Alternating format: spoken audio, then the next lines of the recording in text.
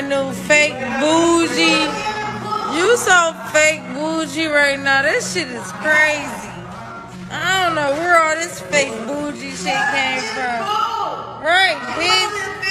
Yeah, please do something, please.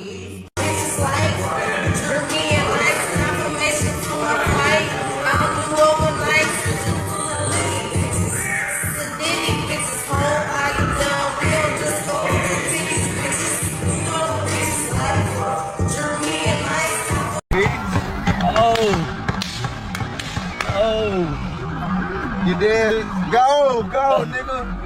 Hold on. This is my good. Oh, my.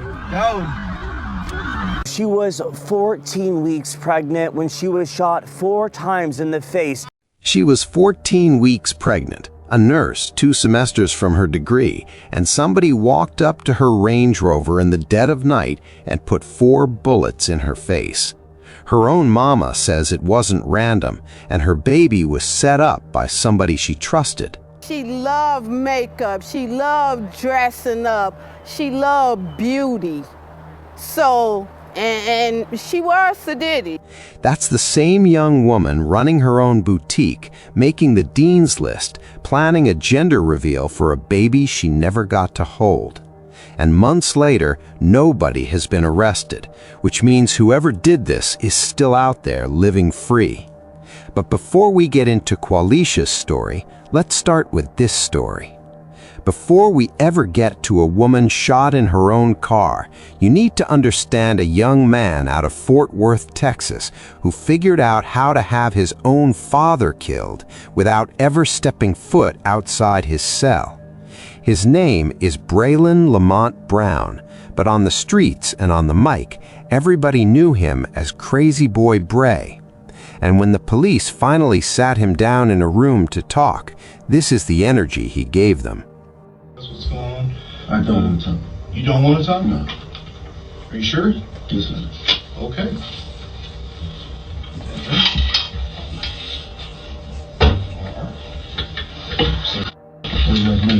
Nice to meet you too. That silence right there tells you almost everything about the world he came up in. Braylon was born around 2001 in Fort Worth, and by the time he hit his teenage years, he was already tangled up in the streets.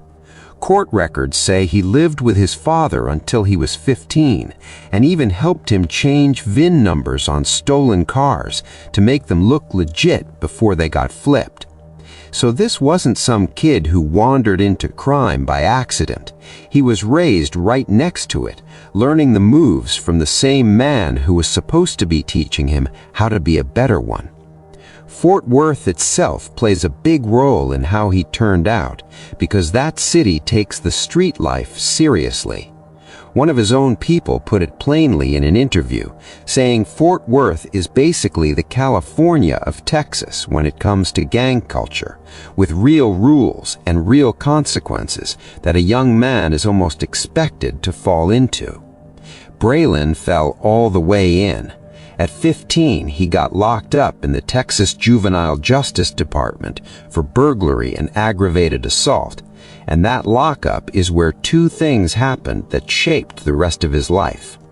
First, he met a young dude named Damon Cotton, who years down the line would become the trigger man in his father's murder.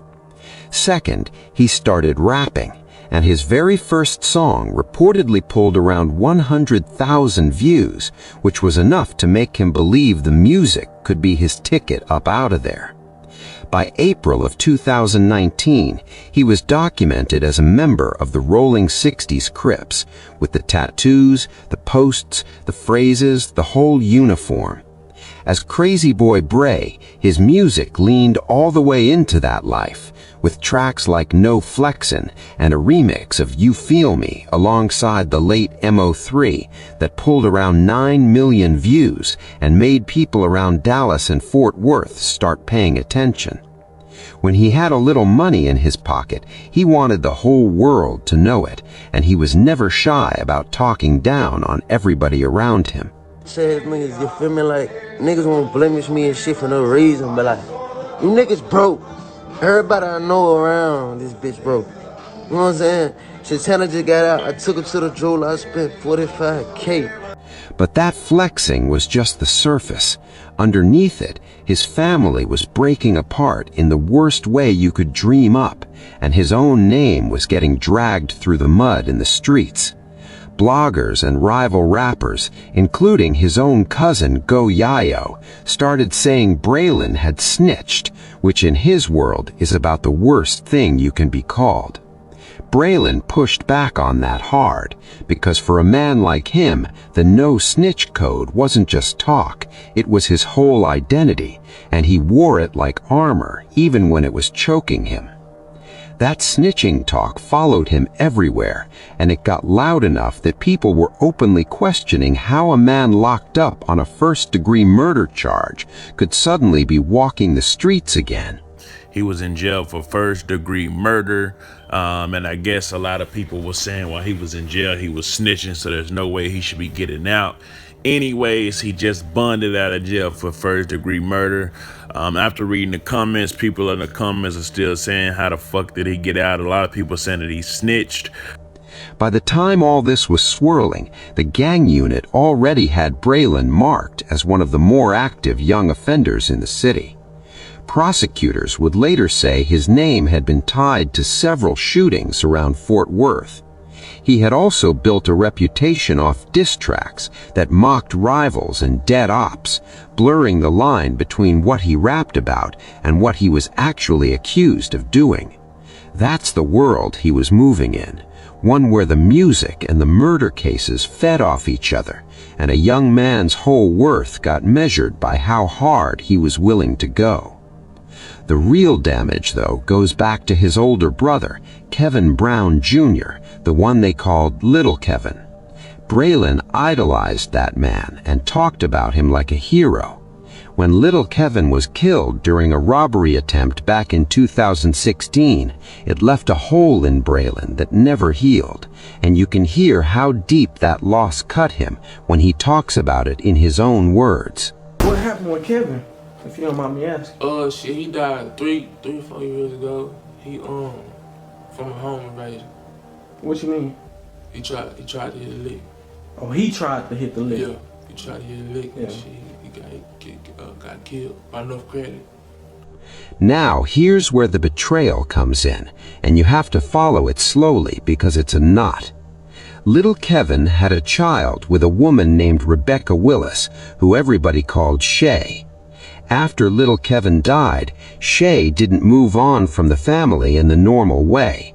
Instead, she started a secret relationship with Braylon's own father, Kevin Sr., the everybody called Big Kevin. And that relationship led to Shay getting pregnant again, this time by the father instead of the son. That new child would come into the world as a half-sibling to Little Kevin's kid, tying the family tree into a knot that nobody could ever undo. His mother had already passed away from a drug overdose, so the family was fragile to begin with, and this new mess landed right on top of an old wound. Braylon found out about all of it while he was already sitting in Tarrant County Jail on separate charges, with nothing but time to let it eat him. And to him, this wasn't just messy family business. To him, his father had disrespected his dead brother's memory in a way he called grimy, and in the world he lived in, that word carried a death sentence.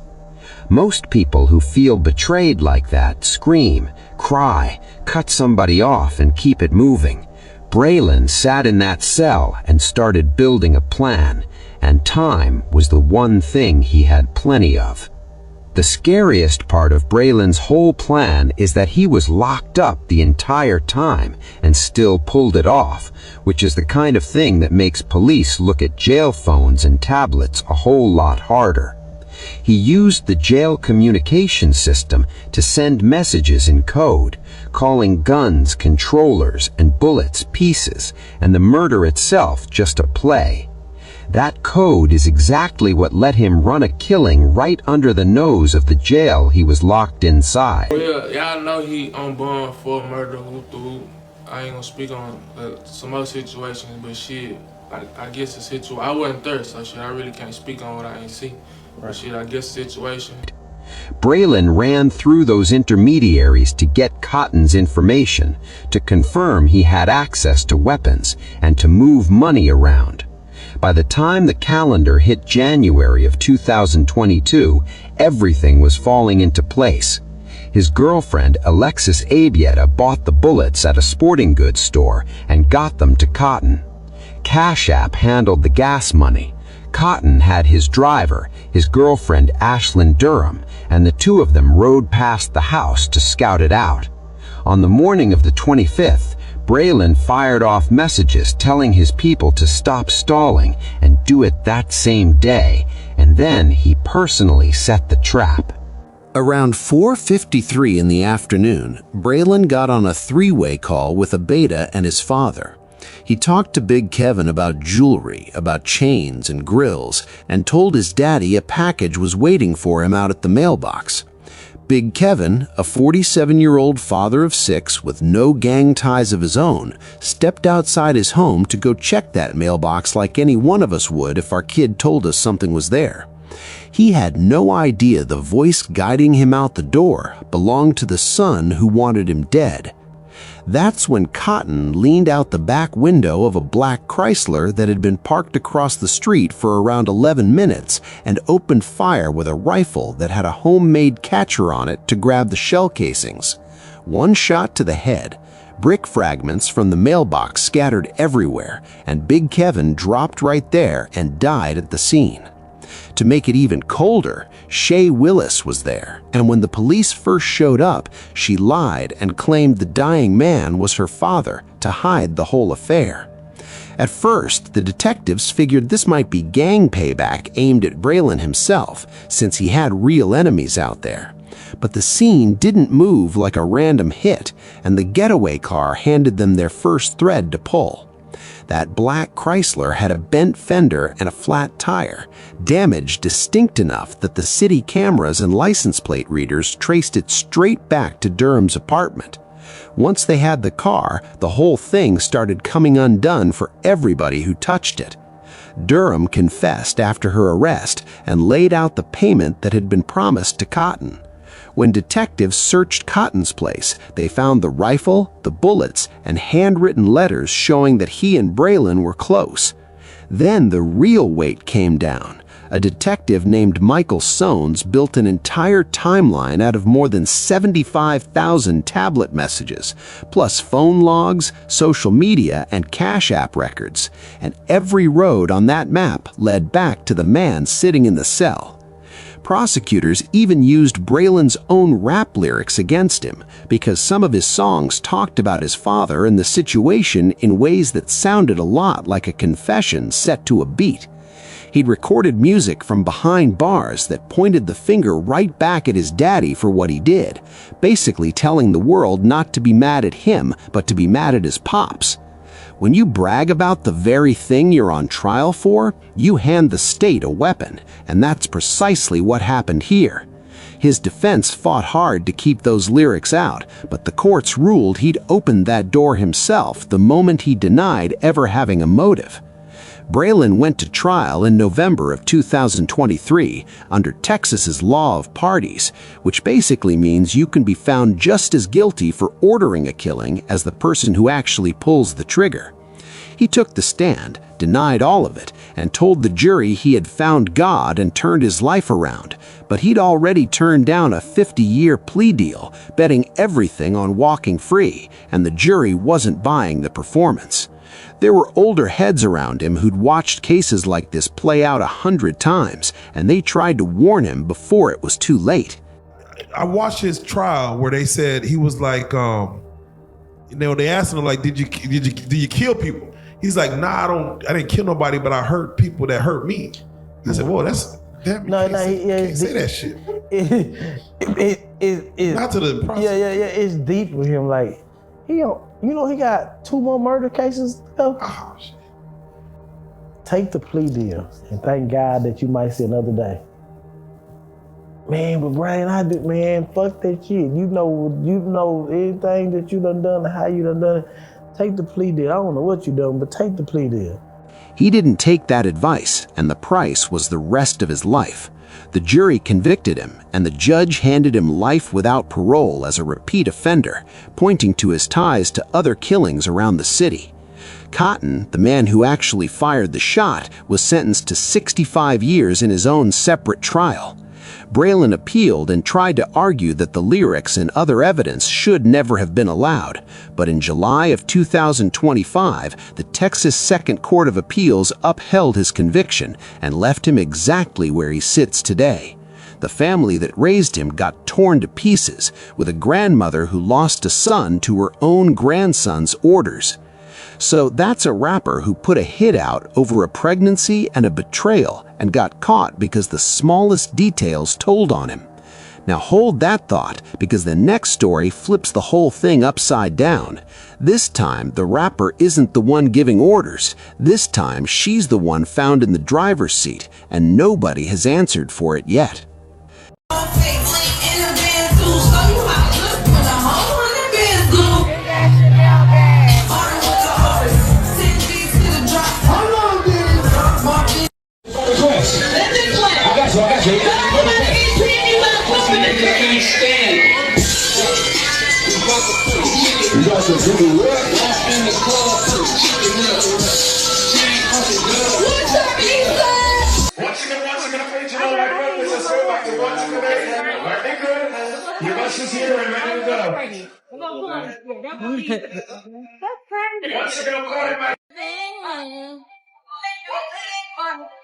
I make you mad, everything made that. I got your thing fun. I made me sexy on me now. Hey, Germany. Baby, I got a $20 bill.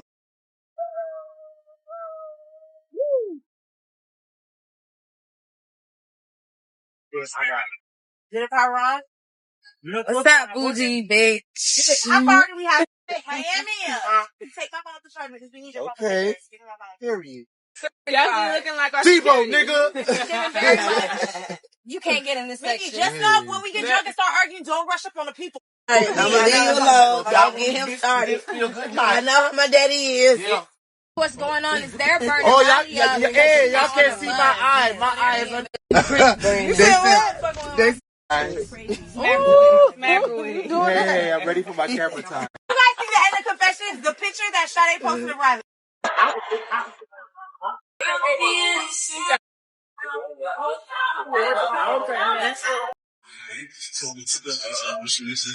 Real ass bitch, give a fuck about a nigga. Qualisha Barnes came up out of Southwest Detroit with a plan for her life that most people only ever dream about. She was 36 years old, carrying more weight on her shoulders than most of us carry in a lifetime, and carrying it with a smile. She rapped under the name Sadiddy, sometimes So Sadiddy, and had worked with real Detroit names like Icewear Vezo, Babyface Ray, and Peasy. She even dropped a whole project called Diddy of My City back in 2021. But the music was just one lane on a highway she was building all by herself. She was also the CEO of her own boutique, a fashion brand she ran online, selling fur coats, heels, and trendy outfits to a following that stretched past 100,000 people. On top of the music and the business, she was deep in nursing school, on the dean's list, with only 2 semesters standing between her and that degree. She registered So Sadiddy as a company back in 2021 and ran it as the founder and the face.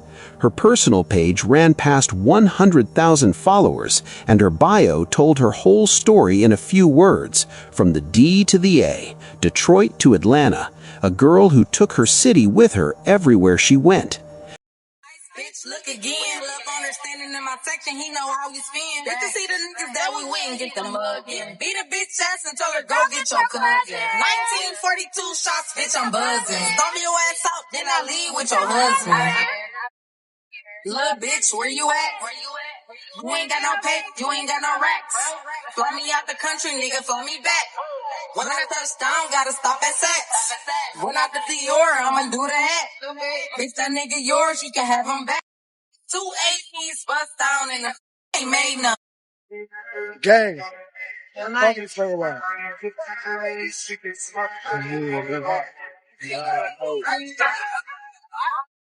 Think again. They said it's money, book the flight, so I flew. That nigga, you got him. Ain't doing no party like I'm Mr. Ruggs. He said he party like he Mr. Ruggs. That's a real motherfucking party right Cost me about a house, nigga. I be coming my dick out in her mouth, nigga. So much cocaine in my crew, we like the Ku Klux. Also up, I put the Zod on my sluts, nigga. About a decade before all of this, Qualisha had moved down to the Atlanta metro area, chasing bigger opportunities, doing the same thing so many young people do when they leave home looking for more room to grow. She kept her Detroit ties tight the whole time, though, and her sister Shatara Davis was far more than just family. The two of them were so close they shared living space, staying in the same house and sleeping in the same bed. And she was 14 weeks pregnant, planning a gender reveal party, about to step into being a mother. Do you have more like dress? More dress I don't cook. You and your bitch y'all record together, nigga. This is the bathroom view. This is crazy. It looks so nice. It's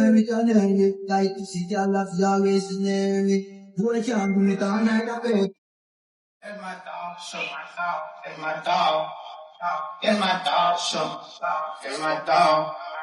Me and my dog. We have a tomorrow. Me and my dog. We have a tomorrow. I'm afraid of fucking drop. I'm afraid of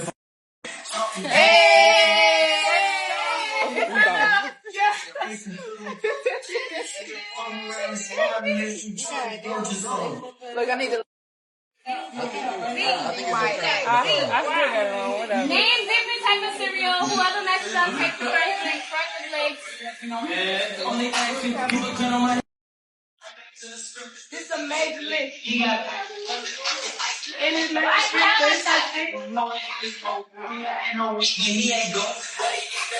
What's up, C-Money?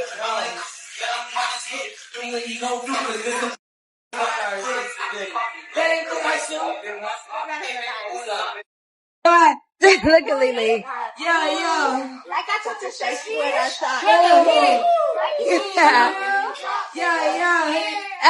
To the world, she was the glamorous Sadiddy, but the way her family tells it, the woman behind that name was warm, silly, and impossible not to love. I know her as Qualisha. I know her as Lily.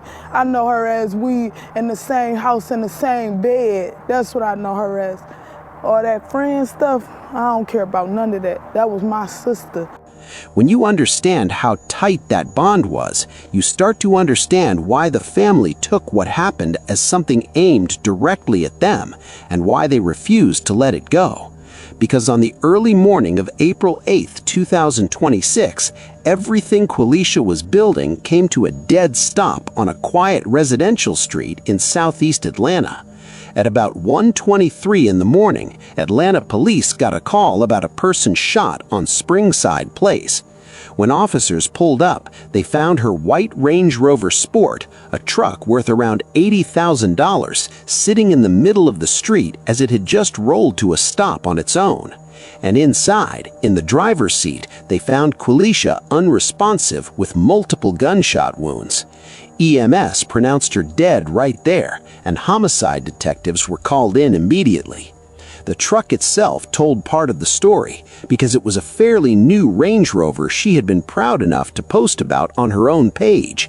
Now that same truck was a crime scene sitting sideways in the road, and the woman who worked so hard to earn it was gone. Officers spent hours out there processing the scene, knocking on neighbors' doors and pulling whatever camera footage they could, trying to piece together how a woman ended up dead on a residential street in the middle of the night with no witnesses stepping forward.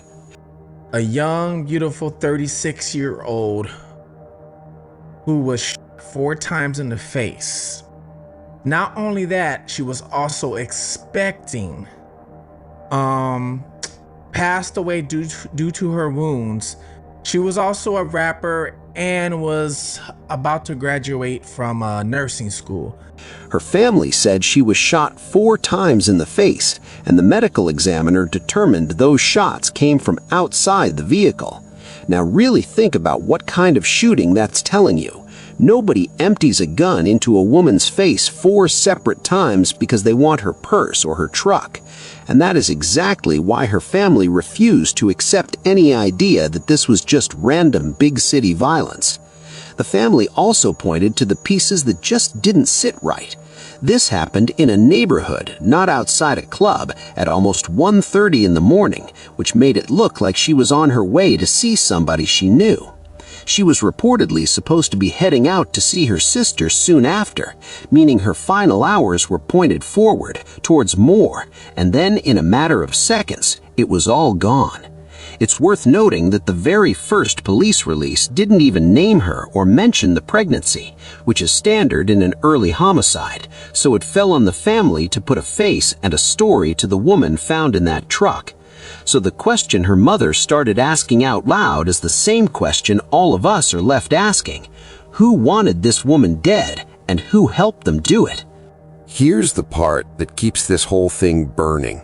Months have gone by, and Atlanta police still have not named a single suspect. No arrest, no public motive, no vehicle description that leads anywhere solid. What we do have is a witness who reportedly heard 4 or 5 shots and saw a Honda speeding off right after the gunfire. Beyond that, the official word has barely moved. The investigation is open, detectives are still combing surveillance and asking the public for tips through Crime Stoppers, and Lieutenant Christopher Butler told reporters early on that there was no indication of any other people or vehicles at the scene. But Qualisha's family isn't sitting around waiting on a press release to tell them what their hearts already know. Her mother, Francine Lopez Stewart, has been clear from the jump that she believes her daughter was targeted and that more than one person had a hand in it. She isn't only asking for the shooter, she's asking for anybody who set the whole thing in motion. As for what justice looks like, Lopez Stewart says seeing not just one person held responsible, but multiple, because she believes her daughter was set up. If you instigate something that causes a murder, then you need some kind, you need something. I think you need to go to jail too. Now, I've got to be 100% straight with you here, because this is where the internet grabbed the wheel and floored it. Online, on Facebook, on YouTube, in the comment sections, people ran wild with theories about a baby daddy or a married boyfriend who supposedly set her up over the pregnancy. Some folks even threw a name into the mix, but none of that has been confirmed by police. None of it shows up in any court record, and the father of her child has never been publicly identified at all. So we keep it real and call it what it is. It is not proof, and we are not going to hang a stranger off a comment thread. There were even false rumors online claiming an ex had already been arrested, and every credible outlet knocked those down as clickbait. There's also a bigger reason this case rattled Atlanta so hard, and that's the timing.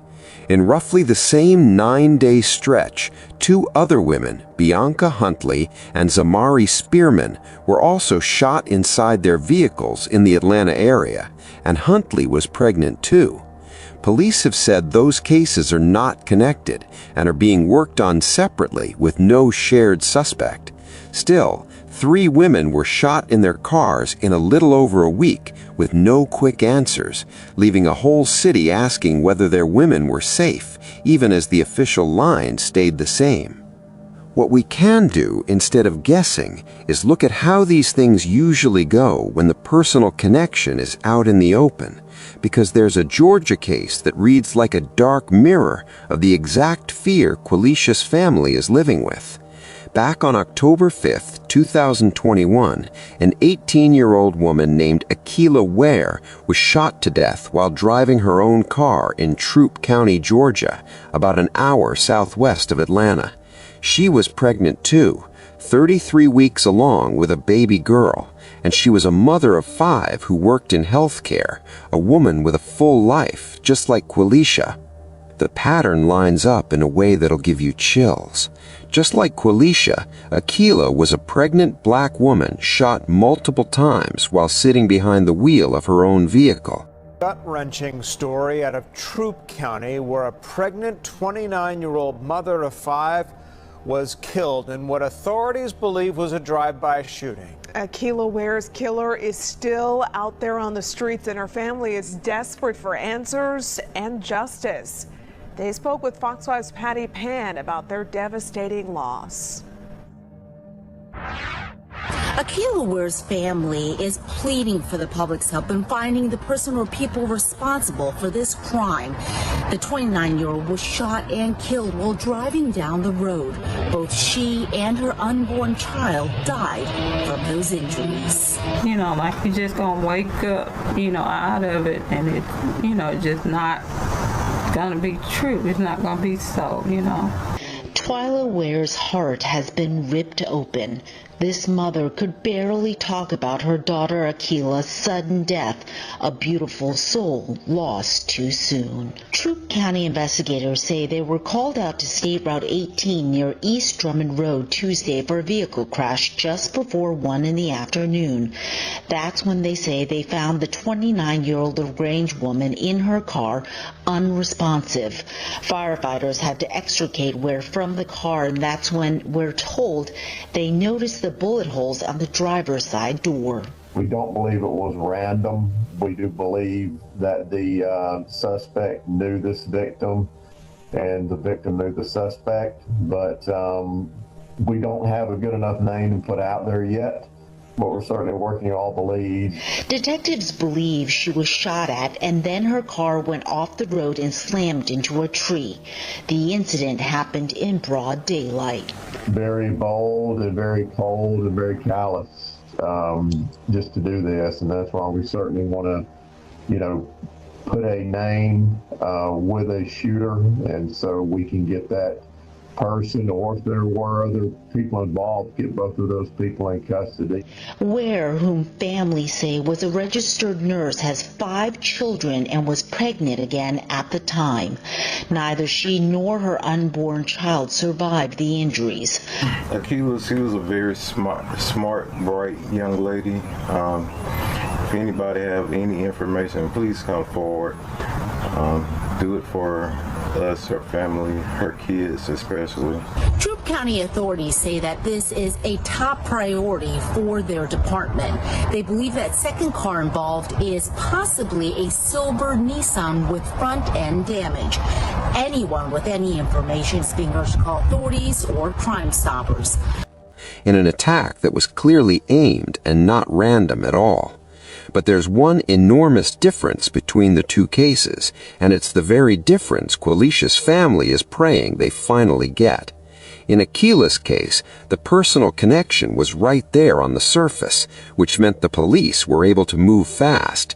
The shooter turned out to be Alonzo Dargan Jr., a soldier stationed at Fort Bragg in North Carolina, who happened to be her boyfriend and the father of the child she was carrying.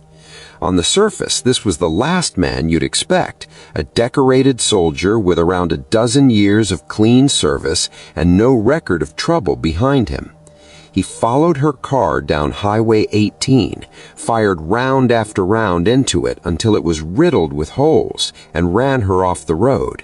He had a whole other life, too, a wife and kids back home who had no clue what he was capable of, and none of that stopped him. His own wife would later say she may never make sense of what happened, that she thought she'd built a happy life with an amazing father to their children. Because investigators quickly connected Dargan to the scene and to Akila, they arrested him within days. He was charged with murder and feticide, and in January of 2023, he pleaded guilty and got a life sentence.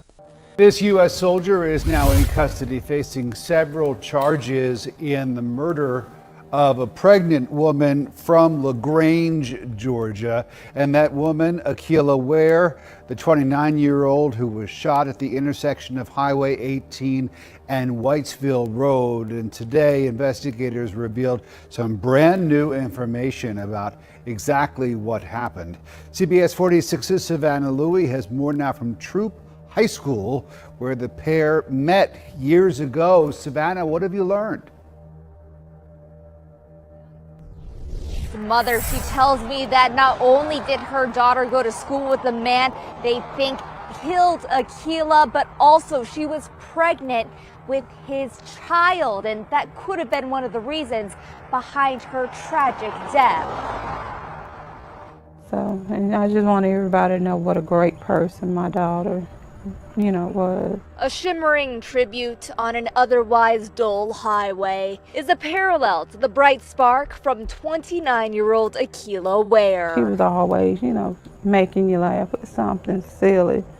Whenever you pick up the phone, she gonna say something silly, or is she gonna send you something silly? Twyla Ware says phone calls and messages from her daughter made her laugh almost every day. But now this heartbroken mother realizes those won't come anymore. It's been awful, and it was just overwhelming, just the way it went about. Tuesday afternoon, Akilah was found inside her car on the side of Highway 18 in Troup County, riddled with bullet holes. This mother of 5, who was 33 weeks pregnant with a 6th, died shortly after arriving at the hospital. That's very terrible news to have to hear from anybody, especially when it's one of your children and a grandchild, even if it's unborn. Police used vehicle evidence to connect this man, Alonzo Dargan Jr., to Akilah's death. He was the father of her unborn child, someone she knew from high school. It wasn't any red flags. No, it wasn't. And about 3 months ago or so, she messaged me, and they was out together, and she joked and laughed. Dargan was an active member of the U.S. military with a wife and children. The U.S. military arrested him in North Carolina Wednesday. He faces charges of feticide, possession of a firearm during the commission of a crime, and murder of a woman lost far too soon. Akilah, she was just as beautiful inside as out. She's real kind, just a real special person. So the Ware case shows you the entire point in one shot. When the connection between the killer and the victim is clear, these cases can close fast, and the family gets to finally breathe and grieve. Qualisha's case is stuck on the wrong side of that line. The people who loved her most feel it in their bones that somebody she knew is behind this. But until the evidence catches all the way up to that gut feeling, her killer walks around free, and her mother keeps standing in front of cameras, begging a whole city to help her get some peace.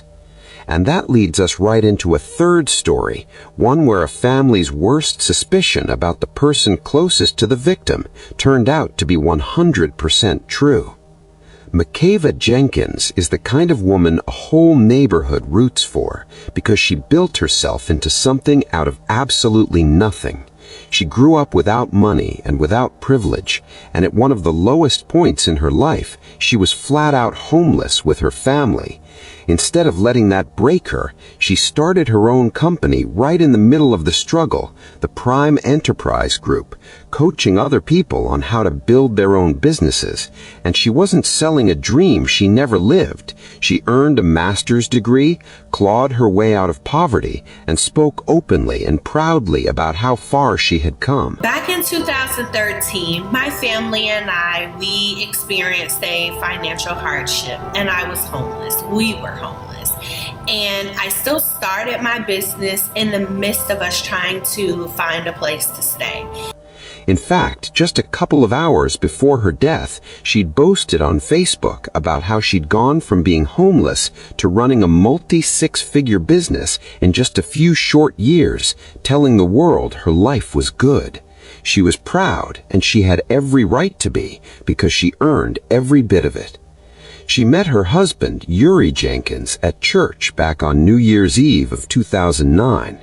He was a barber who cut hair out of the garage, running his shop right there at the house. And as their family grew, he settled more into being a stay-at-home dad, while she carried the household as the breadwinner. She was the one bringing in the real money, the one with the degree, the one whose name was on the business. On paper, it looked like a strong, faithful Christian family, the kind you'd point your own kids toward. Two people who met in the house of God and built a life together. Underneath the surface, though, it was rotting from the inside, and Makeva was just about the only one really holding it together, while her husband quietly resented the very setup she was carrying. Yuri was cheating, and not in some small, quiet way either. He had an affair and even fathered a child with another woman, a whole separate family growing on the side, which left him owing around $20,000 in child support he wasn't paying. So picture the pressure he was under. He had a wife who out-earned him, a girlfriend and an outside child, unpaid debts stacking up, and a lifestyle he couldn't really afford on garage haircuts. Makeva knew about the cheating too, and by her own family's account, she gave that man chance after chance after chance.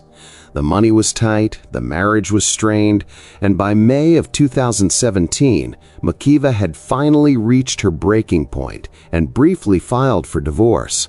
Then, life threw a curveball at her. She found out she was pregnant again, and being the woman she was, she pulled those divorce papers back and decided to give the marriage one more real chance. In the days right before she died, she even posted something loving about her husband online for the whole world to see. She had no earthly idea that the man lying in the bed next to her had already decided she was not going to live. Because Yuri wasn't trying to save his marriage, he was trying to escape it and cash out at the same time. Makeva had a life insurance policy worth $500,000, and Yuri had convinced himself that all that money would land right in his lap the moment she was gone.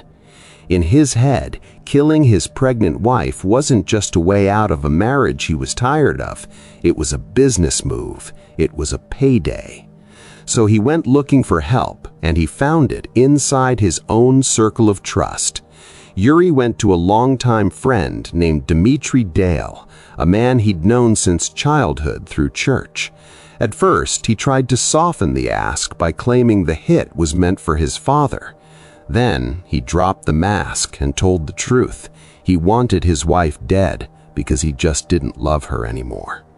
The way Dale later described it in court, Yuri talked about the marriage being dead in the coldest, most personal terms you could imagine, describing intimate moments to explain why he was certain he no longer loved her.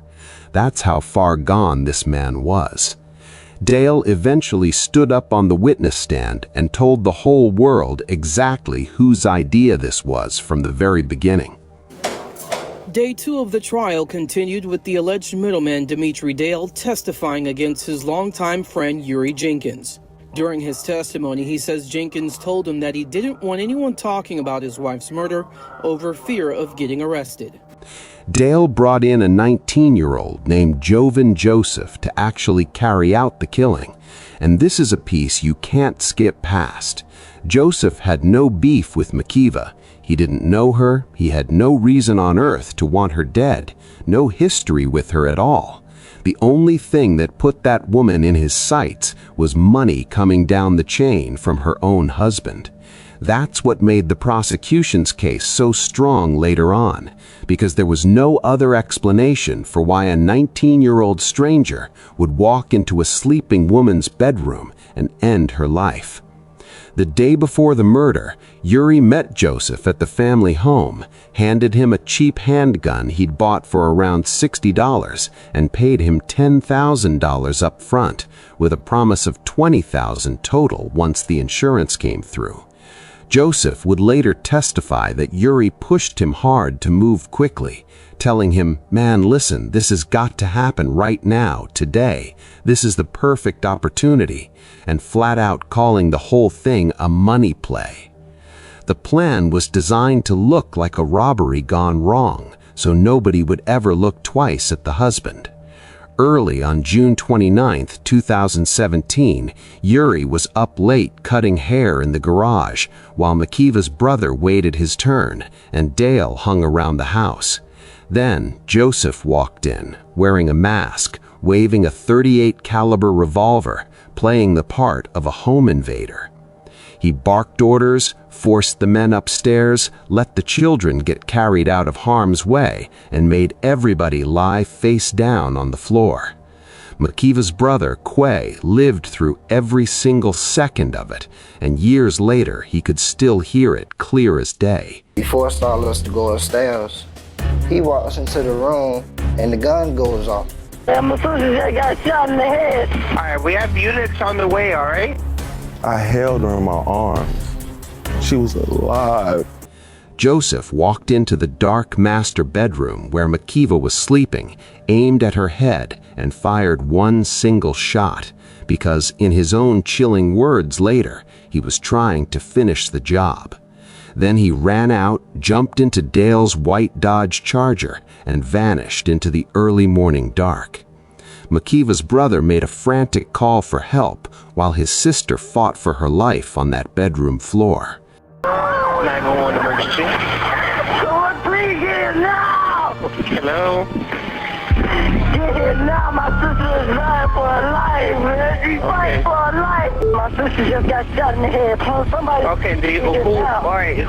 who shot her, do you know? No, they came in with an all-black mask on. Alright, hold on 1 second, alright? Oh my God, man, y'all get here, please. She was rushed to the hospital, but Makiva and her unborn child did not survive. And here is the detail that cracked the entire lie wide open. Nothing was stolen. This so-called robber walked right past everything of value in that house, killed one specific woman while she slept, and left with empty hands. The scene told itself.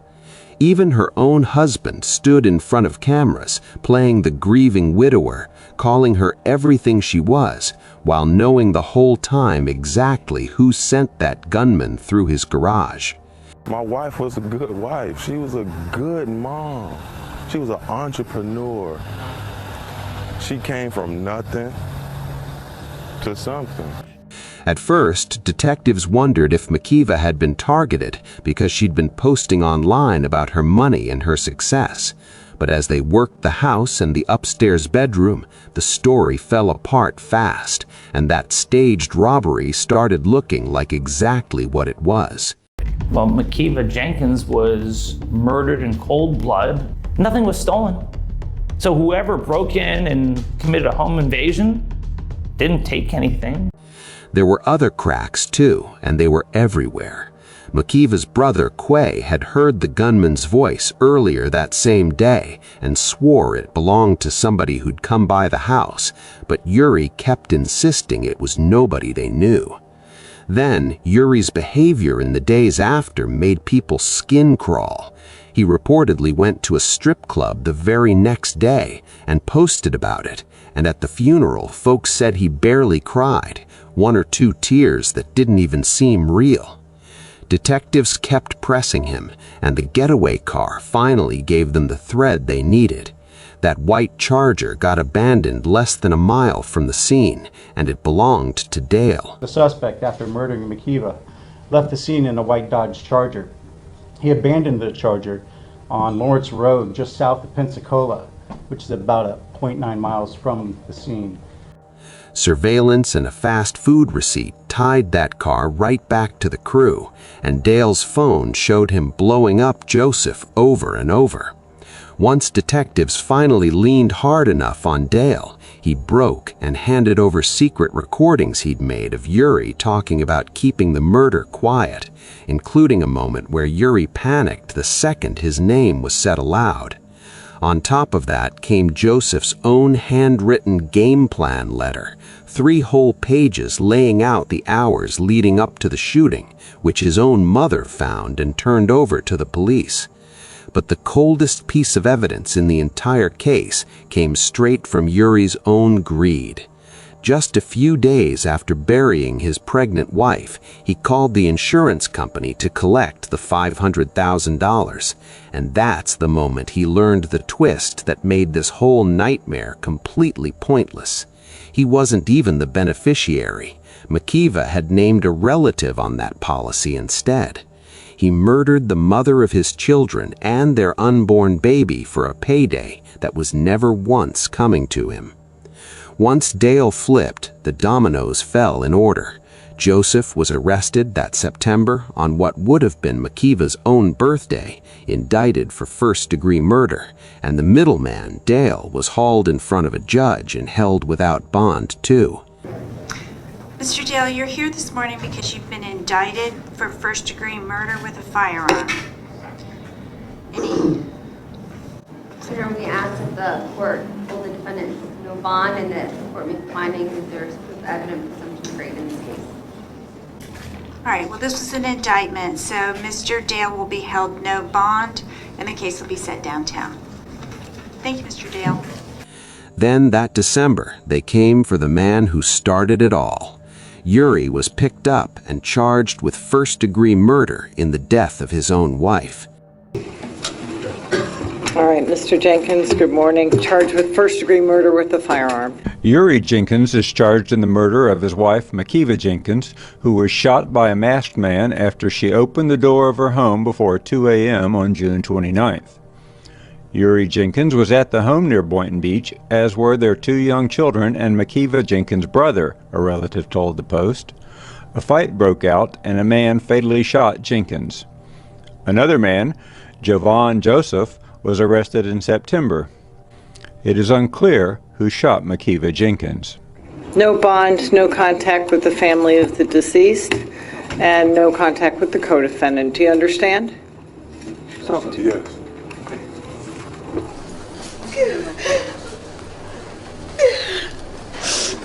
I don't have no feelings toward this. The case dragged on for years because of the pandemic and a mistrial scare.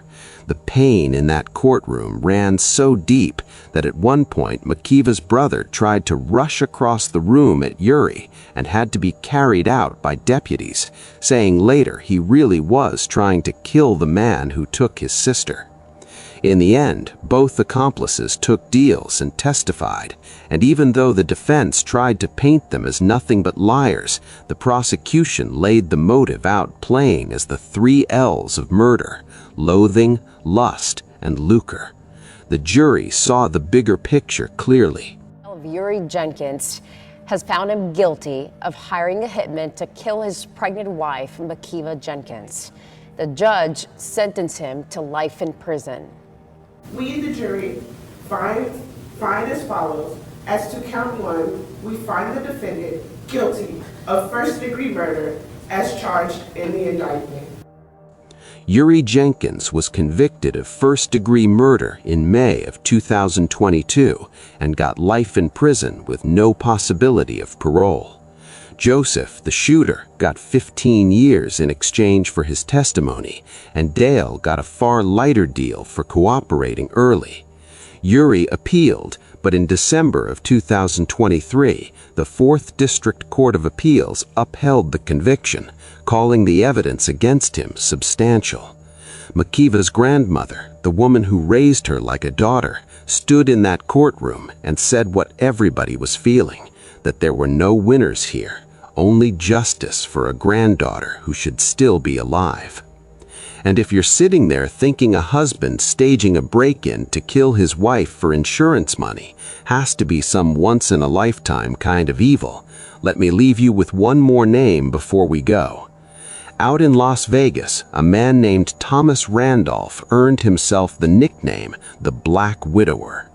prosecutors said he hired a handyman to break into his home and kill his sixth wife, Sharon, so he could collect on her life insurance, staging the scene to look like a random burglary, running almost the exact same playbook Yuri ran in Florida. Then, Randolph went one step darker than Ari ever did. He allegedly turned around and shot the hitman right after the killing to bury the only witness who could ever tie him to it. He had a trail of dead wives stretched out behind him across 6 marriages. And after years of court battles, he was sentenced in 2024 to 60 years to life, which at his age means he will die behind those walls. On the case of the man called the Black Widower. A judge today sentencing Thomas Randolph to no less than 60 years in prison for planning the murder of his wife and killing the man he hired to do it. Investigator Kyle Payne is the only local reporter to cover this trial from start to finish. And Kyle, boy, this is a bizarre one. Brian, Denise, yes, and the prosecutor hinted at that today during his argument to keep Thomas Randolph in prison for the rest of his life, telling me Randolph was motivated by greed and more premeditation went into this murder than most of the ones he sees. All of a sudden, God gives me Sharon, and we was just so compatible that it was wonderful. And like I said, the only problem in the marriage. Prosecutors would say the problem with Thomas Randolph's marriage to Sharon Randolph was that he wanted her dead, almost from the time he met her, having taken out a life insurance policy on her and hatching the plan to have her killed. I didn't kill Sharon. Had nothing to do with this. Going to allow the defense to say it? But Judge Tierra Jones, who sat through what was actually Randolph's second trial for his wife's murder, wasn't buying what Randolph was selling. In court Thursday, despite Randolph, she went to Woodstock. I mean, for a rock and roll guy like me. Rambling for 15 minutes. You can tell by her look it's going to be, we're going to have great sex tonight to make up for this. Until it was time to hear his fate. That is an aggregate sentence of 720 months to life. Thank you. And while Randolph may not be thankful for that sentence, the victim's friends certainly are. This man is a monster, and I don't mind saying it. I hope he suffers every day. Deidre Marley watched the entire trial, but had trouble watching Randolph try and talk his way out of life in prison on Thursday. I was very disgusted by it because he was lying through his teeth. But Randolph's story didn't get past 2 Clark County juries, or one of the people who prosecuted Randolph in 2023. It's kind of typical Thomas Randolph. He's full of it. He's never going to take responsibility. It's always going to be someone else's fault. And so that's really what you saw today. Randolph was convicted of this crime once already, but the Supreme Court said the jury heard evidence it shouldn't have. So they retried him last year. He lost. He plans to appeal, Denise. Well, Thomas Randolph will be back in court, in fact, in just a couple of weeks in the middle of April to get new lawyers who will handle that appeal. Those lawyers, like the ones who represented him at trial, are paid for with taxpayer money. 3 cases, 3 pregnancies, 3 people who were supposed to be the safest with the one standing closest to them.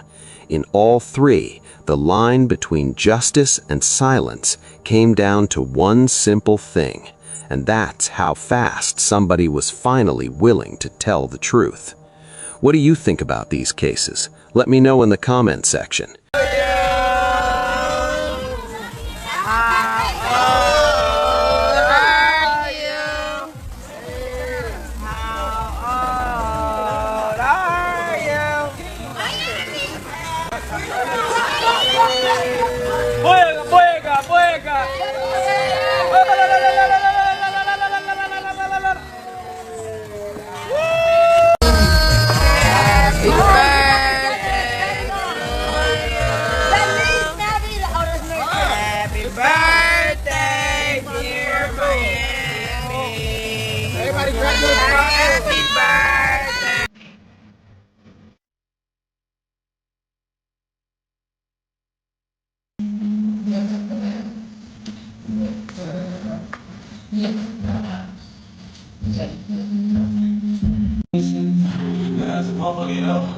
I'm afraid of fucking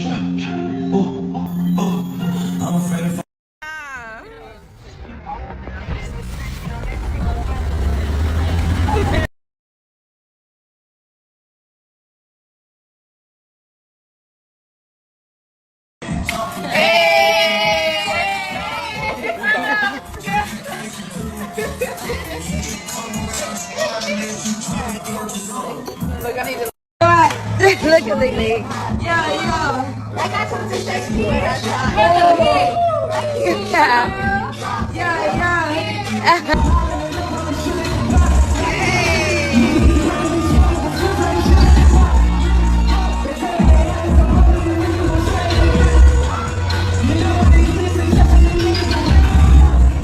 Click on one of the cards on your screen to see more videos like this.